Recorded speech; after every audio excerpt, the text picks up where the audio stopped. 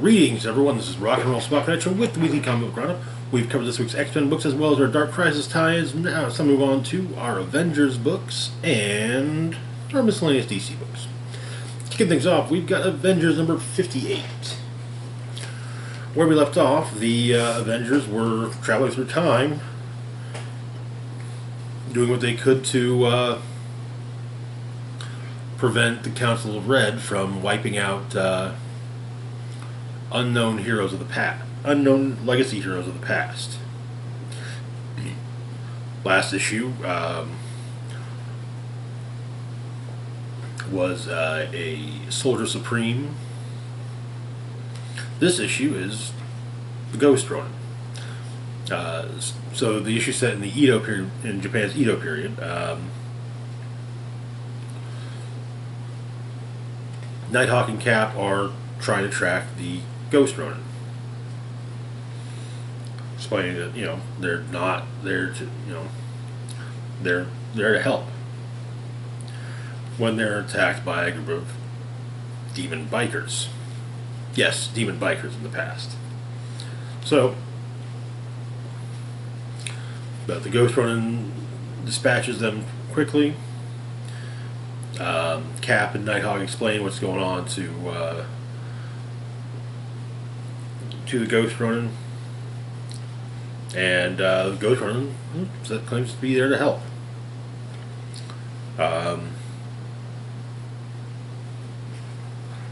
Then a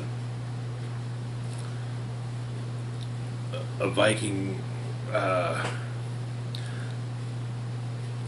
Next, the Ghost Runner takes on a ship full of demonic Vikings and takes it out pretty quickly. Echo it has some issue with being paired up with Namor, since he kind of, almost beat her to death and left her for dead during the Phoenix contest, and he didn't even apologize for it afterwards. After the Ghost Runner takes out the Viking boat, which should not be there in that time period, he tells Namor basically to apologize to Echo. His way of apologizing, he tells her that if she should ever go dark as the Phoenix, that he'll kill her. If that's what she wishes.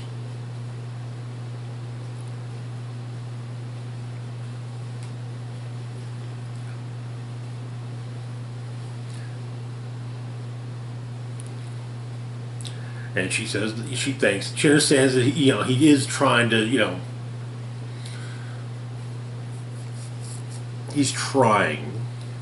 And so she returns to Seven, explaining that, if he turns into an asshole again, she promises not to hesitate to take him out.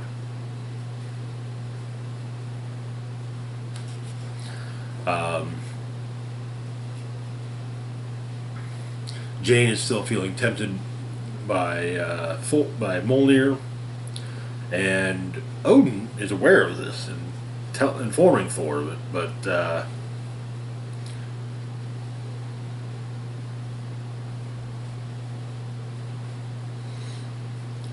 Jane tries to talk to Thor about his link to the Phoenix, and Thor simply states that they'll discuss the Phoenix as soon as she tells him about the temptation she faced at the hands of Mephisto.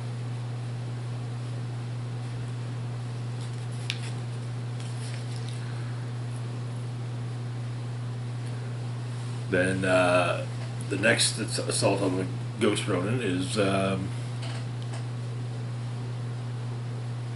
mercenaries wearing futuristic light-bending camouflage and being promptly taken down by the Ghost Ronin.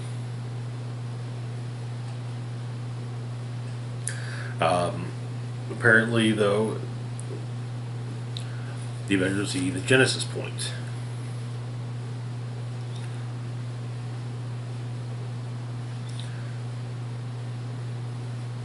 And Cap asks if the swords know how to get there because, well, every time they try, They end up chasing Mephisto to a different time period.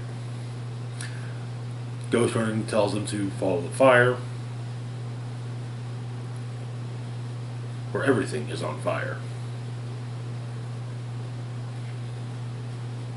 Now you just be willing to let it burn.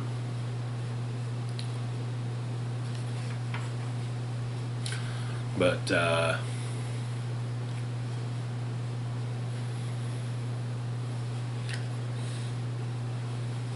Mephisto rides by teasing the Avengers, so they give chase, though Nighthawk stays behind briefly, telling Ghost Runner that he will make sure that Ghost Runner is not forgotten.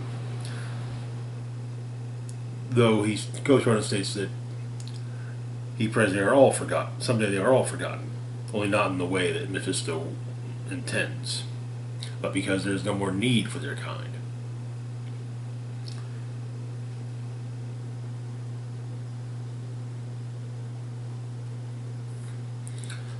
And that is where the issue ends. Looks like our next issue will be taking place in the Wild Wild West. Legend of Rio Phoenix and the Starbrand Kid. That is where the issue ends. This is definitely turning into an interesting arc. It will be followed up by a single issue tie-in to AXE. That's a few months down the road, though. So, anyway, moving on to our next book, we've got Iron Man number 21. Where we left off, Tony went to rehab. Proposed to Hellcat and was turned down. But he had a phone call from Vic Martinelli concerning something Vic really needed to tell him about. And apparently, the Mandarin was potentially involved. So, Iron Man's on a jet, not a private jet. It's a thing from rehab, basically. Explained that it's a strategy he discussed in rehab. The noise, the business, it's a welcome distraction. One thing to remember about rehab is that it's a completely different reality from the real world. And Tony is tempted when the flight attendant comes by, seeing if people in first class want drinks.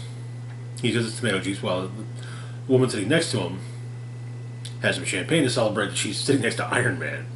Apparently, she used to teach up at State University. She explains that everyone makes mistakes and bad decisions, and she goes on to bring up these two students in the physics department from State University. Great students, aces. One was from overseas. Both of them were always coming up with all kinds of ideas. Just so excited about science. One day, the kid from overseas he really wanted this thing to work, but maybe he was overtired or didn't double check something. Anyway, when he turned it on, it blew the poor kid's face off. Vincent or something. Apparently he was all angry, head burned up. Apparently she doesn't know what happened to him after he left school. It's Victor Von Doom. But a terrorist by the name of Switchback attacks the plane, going after weapons plans. Tony, of course, has the armor handy and quickly deploys it, but Switchback does shoot up the cabin. The pilot's able to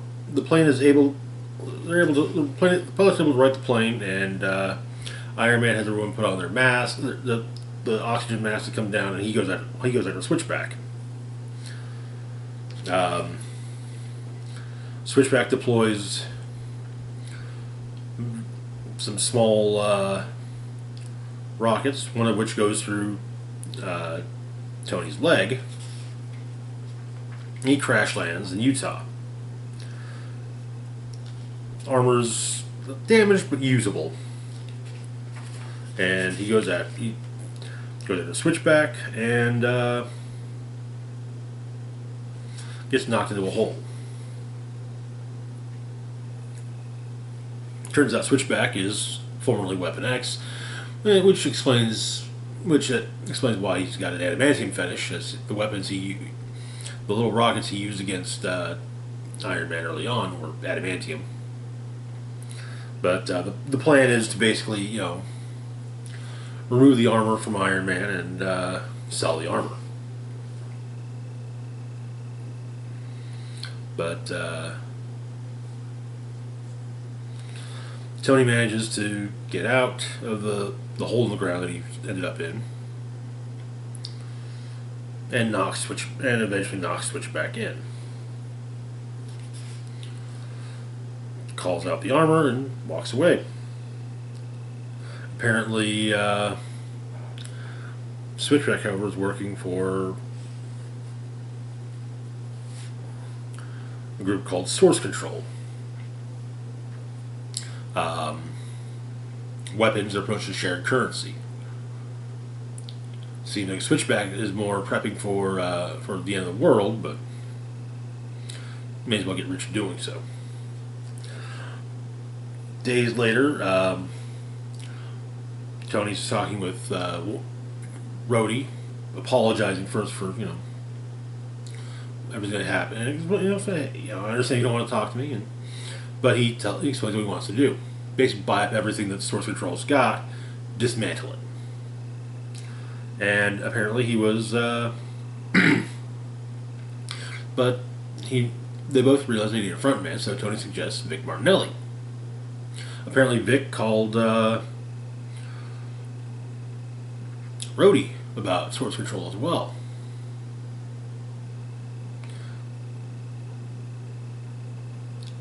Turns out, though, that Vic's dead. That is where the issue ends.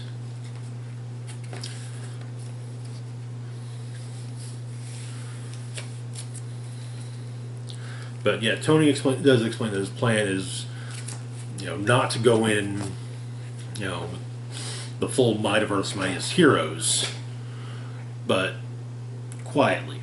As little fighting and injuries as possible. So, and moving on to our next book, we've got She-Hulk number 5. Where we left off, She-Hulk is still helping Jaguars reacclimate to being, alive. But someone recognized Jack at the end of last issue. Rather towering man was saying Jack over and over again. Strong enough to actually knock She-Hulk off her feet.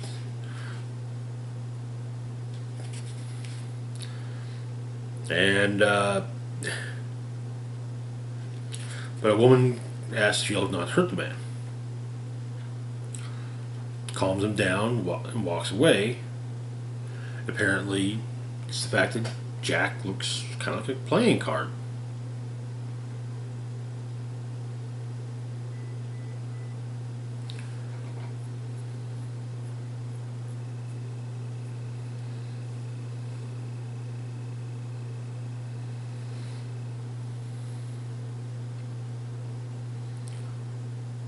And Jen's reminded that not every superhuman is as super as she is. But Jack and She-Hulk clean up the mess at the cafe they were at. The mess caused by the fight. They go to dinner, though She-Hulk has reverted to Jen, and continuing to talk. With it kind of coming up that she hasn't really let anyone in their circles know that he's back.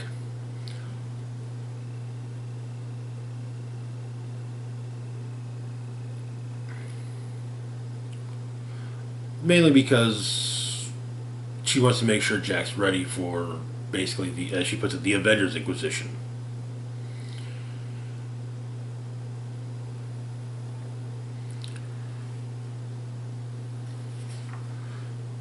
But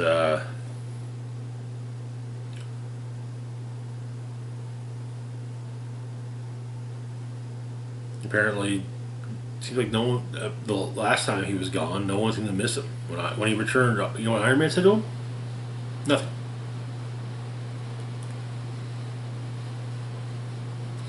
But he's thinking maybe he just might disappear. You know, apparently he has a house in Connecticut.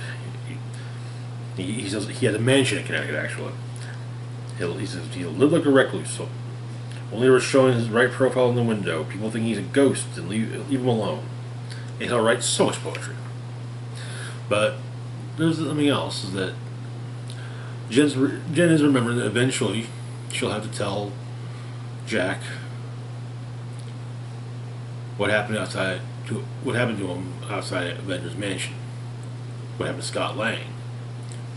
And he's known best for something that happened after he was dead. But no, it's one of those things she doesn't want to tell him, at least not right now. Though Jack points out, tells Jen that the door of his ghost mansion will always be open to her, should she ever want to come by. But they continue on. They go home. Jen, as they leave, Jen slips on her, loses her footing on her heels.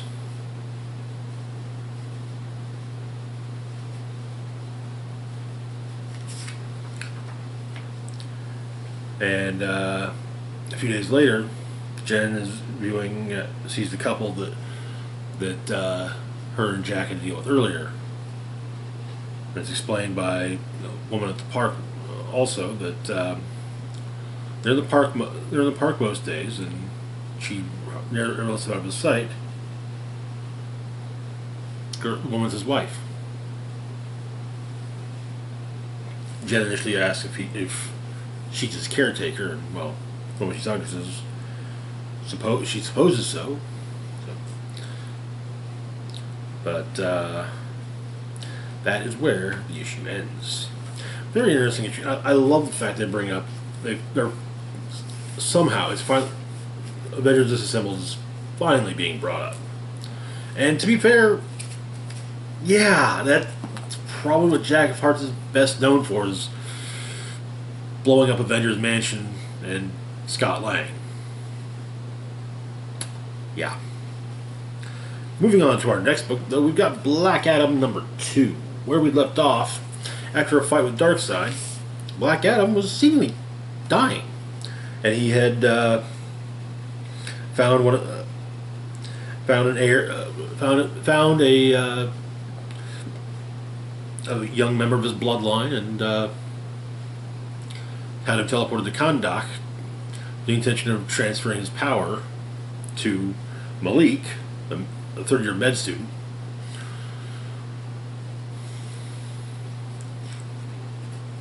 But we have about a month previously, Black Adam in his less noticeable form met with a CIA agent, one that he has something of a rapport with.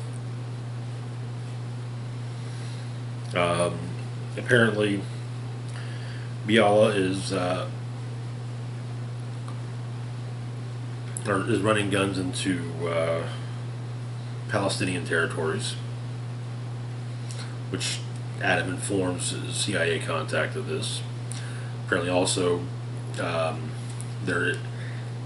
Bruce Wayne is at the time of this takes place, funding a democratic movement. But Black Adam takes his more heroic forms to seeing an image of a young boy from his past. Apparently, the power can be transferred through the boy's bloodline. He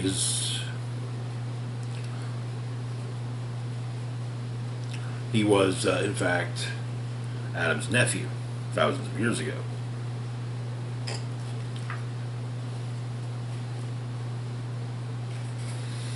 But following this image, following the young, following the boy, Adam ends up face to face with Darkseid. Two of them duke it out, which led to Adam's affliction. Malik is given some tea, which apparently he's not too fond of, and sees the state of Black Adam and asks, sees charts. So, what does your examination say?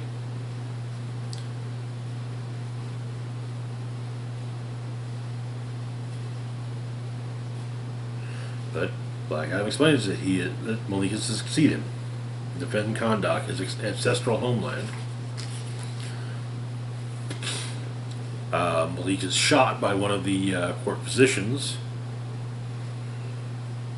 given Adam's ring.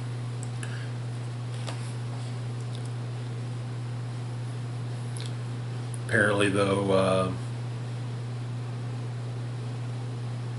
White Adam is to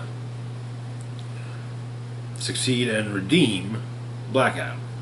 Malik is not entirely digging the whole white means good, black means bad thing. Which, to be fair, it's an outdated concept.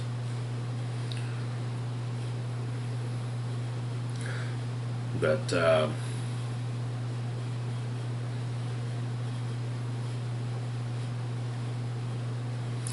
the idea is that Malik will redeem the legacy of Black Adam because there's no redemption for Black Adam. But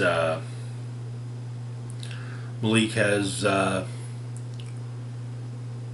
Black Adam teleported to Metro East Emergency in Washington. However, he dies on the table. Black Adam, that is. And that is where the issue ends.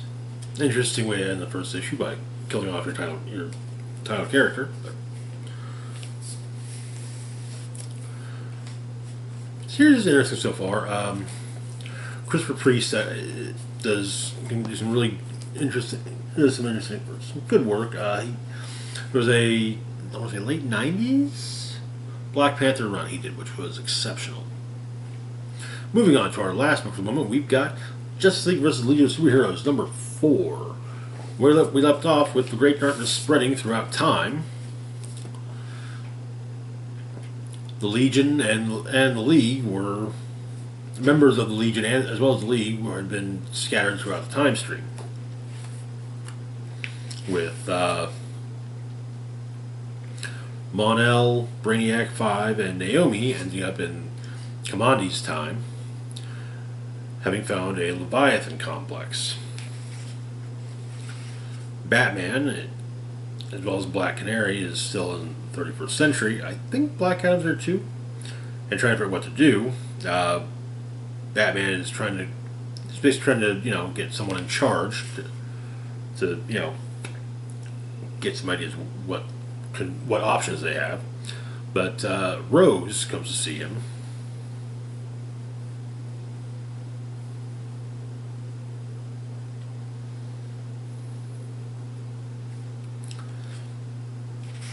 So the darkness is still growing. Gold Lantern is apparently in Golden Age Gotham City, where he encounters Alan Scott, the Green Lantern, as well as a biplane which gets knocked into the Great Darkness, which goes to check out the Great Darkness and ends up in the 31st century. The Legion and Batman tell United Planet's President R.J. Brand, Chameleon Boy's mother, of what's been going on.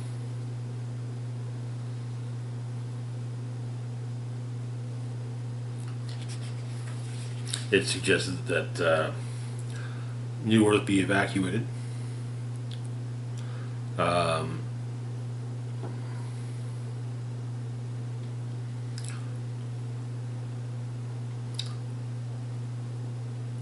But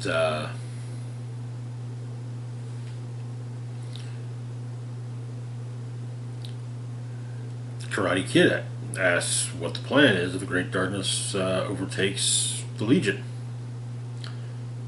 What's the plan for the end of all things?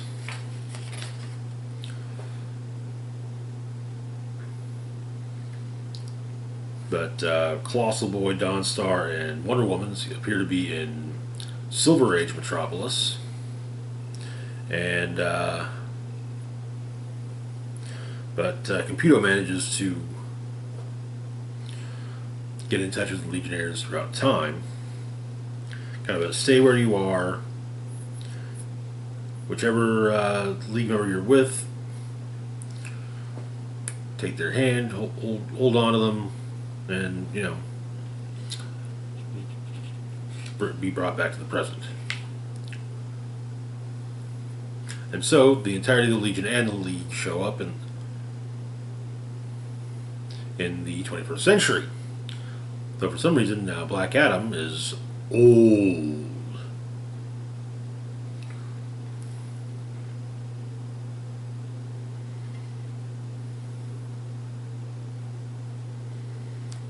And Green Arrow seems to be a teenager.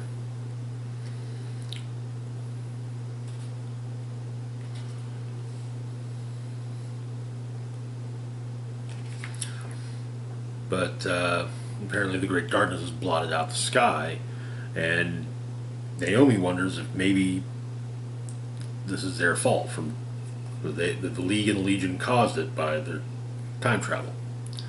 That is where the issue ends. I think we got 2 more issues to go on this. I thought that this was going to tie into to Dark Crisis, but apparently not. Or perhaps it will, and just kind of be like in the last issue, be like, oh well, that's how it ties in. Anyway, that is to do it for now. As always, feel free to like, share, and subscribe. Links to my Facebook, Twitter, Patreon, and PayPal can be found in the description box down below. This is Rock and Roll Spock signing off, saying, live long and rock hard.